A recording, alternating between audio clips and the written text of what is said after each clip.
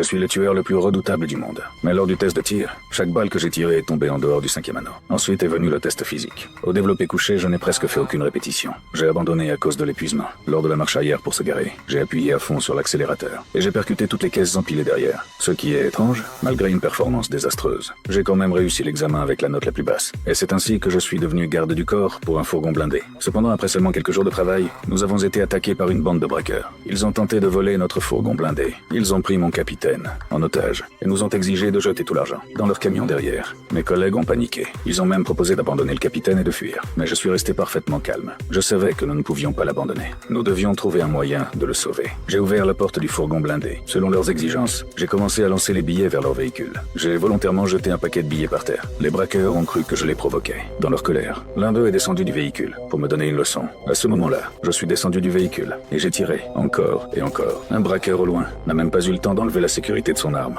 Je lui ai calmement tiré une balle dans la tête. J'ai rapidement changé de chargeur. J'ai attendu que les ennemis vident leur chargeur. J'ai ajusté ma ceinture. Tir précis à la tête. En quelques secondes seulement, j'ai éliminé tous les ennemis. Et à cause de ma précision, presque parfaite, la police et l'entreprise ont commencé à se méfier de moi. Ils ont même envisagé de suspendre mon travail. Mais le directeur général a rapidement remarqué mon potentiel. Dans ce secteur, les braquages armés sont très fréquents. Une capacité comme la mienne peut devenir la meilleure défense de l'entreprise. Plus tard, nous avons de nouveau subi une tentative de braquage. Mais cette fois, la situation était différente. Les braqueurs ont couvert toutes les fenêtres du fourgon blindé, avec de la peinture noire, bloquant la vue. Puis ils ont lancé une grenade fumigène dans le véhicule. La fumée m'a forcé à descendre. Les braqueurs ont crié pour que je me couche au sol. Mais lorsqu'il a vu mon visage, il a immédiatement ordonné à tout le monde de battre en retraite. Le capitaine qui avait tout vu est resté complètement stupéfait. À ce moment-là, tout le monde a compris que je n'étais pas une personne ordinaire.